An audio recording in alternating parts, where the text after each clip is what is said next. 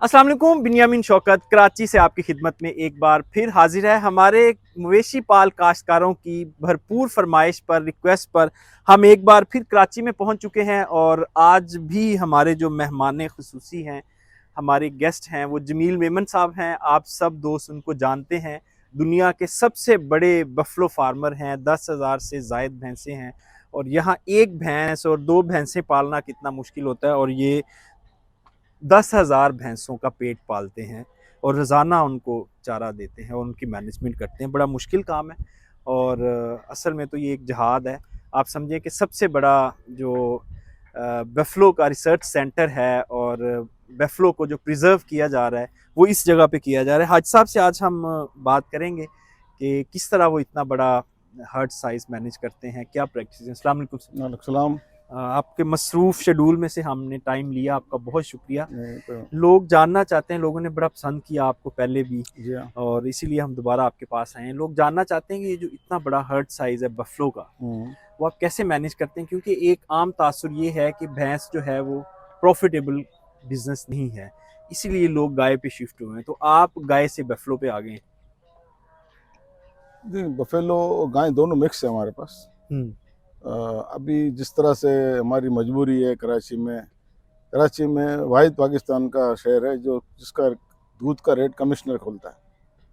Karachi commissioner वो fix हम्म करते हैं सालाना। हम्म तो हमें मजबूरन गाय पालनी पड़ गई। तो हम्म गाय और भैंस भैंस का दूध लोगों के टेस्ट डेवलप भैंस के दूध का है हम्म हम्म 78 साल से। हम्म तो वो गाय का दूध कराची वाले पसंद नहीं करते हैं। 100 मन की दुकान हमारे दोस्तों की है, 100 मन दूध बेचते हैं, तो उनमें 3 मन बिकता है गाय का और 97 मन बिकता है भैंस का। तो हमने यह निकाला है कि अब 30-40% भैंस के अंदर गाय का दूध डाल के रेट को मुंह देना है। सबसे बड़ा एक अलमिया कह लो, महंगाई को कंट्रोल नहीं कर सकते कमिश्नर साहब ना, और कोई हुकूमत भी नहीं कर सकती। इंटरनेशनल महंगाई होती है, कोई क्या करेगा, लेकिन दूध को कंट्रोल करके बैठे हुए हैं। तो जब तक ये प्राइस कंट्रोल हटेगा नहीं दूध से, तब तक पाकिस्तान में तरक्की दूध डेयरी फार्मिंग में नहीं हो सकती। रिवर्स जा रहे हैं लोग और ये बहुत भयानक सूरत हाल है। हमारे यहाँ ये जो पैकेजिंग दूध वाले हैं, ये इंटरनेशनल ईरान का बाहर का जो वे मिल्क आता है वो भी, मिल्क पाउडर भी आता है वो भी। एक गाड़ी दूध की जाती है मिल में तो 10 गाड़ियां बन के निकलती हैं पैकेट की शक्ल में। तो ये सब पाउडर घोल रहे हैं, इसको बोलते हैं रिकॉन्स्टिट्यूशन कर रहे हैं हम। तो आप आखिर में कौम को जहर पीने की तरफ मजबूर कर रहे हो। उसमें जो केमिकल डलते हैं प्रिजर्वेशन में, इसमें हाइड्रोजन पेरोक्साइड भी डलता है और फार्मलिन केमिकल भी डलता है, कास्टिक सोडा भी डलता है, और 4 किस्म के केमिकल हैं जो निसार हसन ने अपने कॉलम में लिखे थे एक बार। तो ये 7 केमिकल वाला दूध आप पिला रहे हो बच्चों को, और वो जितने एडवर्टाइज दे सकते हैं उनका एक एक का 10-10, 15-15 अरब रुपए का पब्लिसिटी का मीडिया का बजट है। तो बेचारा आम गरीब फार्मर जिसके पास 150 भैंसे हैं या 10-20 हैं, तो वो उसका तो तस्वर में भी नहीं है कि वो कभी मीडिया का कर सके, और हम भी नहीं कर सकते हैं। बड़े फार्मर भी जिन उनके पास इतनी कमाई है तो वो कर सकते हैं, जिनके पास 2 नंबर है। तो क्यों खुदा के वास्ते पब्लिक के सेहत पर रहम करो। Hepatitis, cancer, blood pressure, sugar, हर आठवीं औरत हमारी कैंसर की पेशेंट हो गई है, और शुगर भी हर छठे आदमी को है अब तो। ये सब उनकी मिलावट वाले दूधों के असली दूध से दूर कर रहे हो, और सिर्फ प्राइस कंट्रोल कमेटी की वजह से। खुदा के वास्ते इसको हटाओ। कोई भी भैंस वाला अगर एक साल अगर ज़्यादा, मैं फर्ज करो, मैं बता रहा हूँ एक छोटी सी बात कि आपको अगर भैंस वाला इस साल 2 रुपये 10 रुपये ज़्यादा भी ले लेता है, तो उसने कोई सारे मेल तो नहीं लेना है वहाँ जाके, ना लंदन में फ्लैट लेना है, उसने 10 में से बढ़ा लेनी है अपनी, या 5 बढ़ा लेगा, जिसकी जितनी औकात होगी।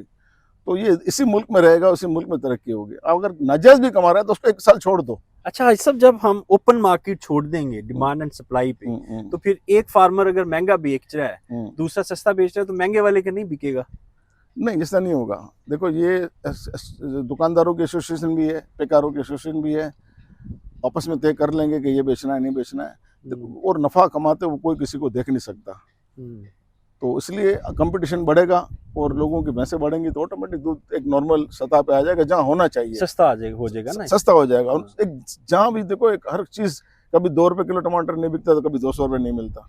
तो डिमांड सप्लाई दुनिया में है ना, अगर आप वो पैदावार तो बढ़ाओ, पैदावार को ही आपने रोक दिया है, ब्रेक मार दिया उधर। तो ये अच्छा, हुकूमत का पॉइंट ऑफ व्यू इसमें ये होता है जी, हम अगर इस तरह ओपन छोड़ दें, प्राइस कंट्रोल ना करें तो फिर लोगों की पहुंच से बाहर हो जाएंगी चीज़ें, तो इसका फिर क्या सोल्यूशन? सर इसका ये हल है, देखो अभी कराची में 183 रुपये रेट था बंदी का, पंजाब में 220 में भैंस का दूध नहीं मिल रहा है। प्राइवेट मेरे दोस्त हैं जो प्योर भैंस का कराची लाहौर में दे रहे हैं 280 रुपये तक दे रहे हैं होम बिल्कुल डिलीवरी। ऐसी है। हाँ जी, तो ऐसी है, कराची 300 में तो रुपए तक कराची में तो स्कोर महंगा होना चाहिए, लेकिन कराची में इत्तेफाक से फार्मर बहुत ज़्यादा हैं, 10 लाख भैंसें हैं, तो 20 लाख है, पता नहीं कितनी कराची के अतराफ में बहुत भैंसें बन गई हैं फार्म। तो लेकिन अब कम हो रहे हैं 3 साल से। मैं 3 साल से गवाह हूँ कि सुपर हाईवे पर एक भी डेयरी फार्म नया नहीं बना है, 3 से 4 साल हो गए, एक मुल्क के हालात के हिसाब से और दूसरे ये महंगाई की वजह से। तो ये इसका असरात बहुत बुरे आएंगे अभी आइंदा आने वाले साल। दूध नापेद हो जाएगा, फिर डबे के लोग पीने मजबूर हो जाएंगे और वो जहर पिला रहे हो खुदा का। अच्छा, अभी अगर मौजूदा सूरत हाल देखें तो कराची में कितने % लोग खालिश दूध पी रहे हैं और कितने % लोग डब्बे वाला ये जहर जो पी हम रहे हैं? मीडिया में सुनते हैं कि डब्बे वालों ने 5% मार्केट को कवर कर लिया है, झूठ सच मीडिया के पता है। बाकी ज़्यादातर अभी भी कराची में 100 अल्लाह की मेहरबानी है कि हर मोहल्ले में 3-4 दुकानें हैं। अच्छा, अब 3-4 दुकानों में दूध कितना खालिश है ये कौन इंश्योर करता है? क्या पता वो भी पाउडर घोल के बैठे हो? नहीं, देखें इसमें जो पाउडर घोलता है उसकी दुकानदारी ख़त्म हो जाती है, क्योंकि वो जायका कराची वालों को पता है कि ये दूध का खालिश जायका कौन सा, पाउडर का जायका कौन सा है। हमारे दोस्तों ने की कुछ हरकतें तो उनकी 100 मन की दुकान 60 मन पे रह गई।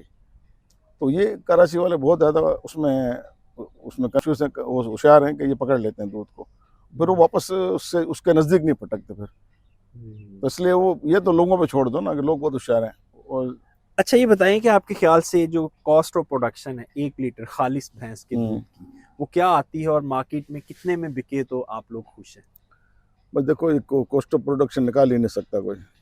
कभी 600 रुपये मन भूसा है, अभी 1200 रुपये है, सैलाब में बहुत ख़राब हो गया, कॉस्ट ऑफ प्रोडक्शन आपकी ख़त्म हो गई, पूरे साल की फिजिबिलिटी आउट हो गई।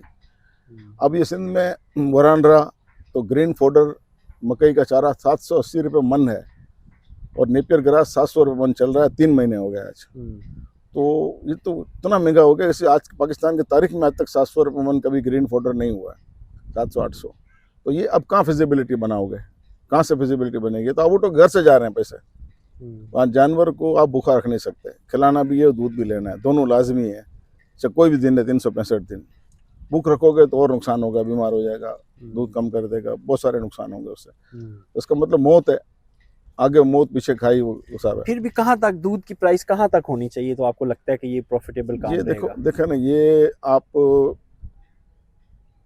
भैंस के एसोसिएशन वालों से, बेकार से और दुकानदारों को, तीनों को बिठाएं, इनसे एस्टीमेट लें, इनसे उनका मौका पूछें, उनसे उनका पूछें, और फिर भैंस वालों से भैंस का पूछा है इन्होंने, कभी बहुत बार मीटिंगें बैठी हैं, लेकिन फिर हाई कोर्ट चले जाते हैं, ये हो जाता है। एक मजाक बनाया हुआ 10 साल से, मुझे कई बार बोला तो मैंने कहा मैं तो नहीं जा सकता इनकी मीटिंगों में, क्योंकि इतना टाइम मेरे पास नहीं है कि ये वहाँ दफ्तर में जाएँ और 3-3 घंटे बिठाते हैं बार, और फिर उसको मुलाकात देते हैं कमिश्नर साहब या असिस्टेंट कमिश्नर साहब।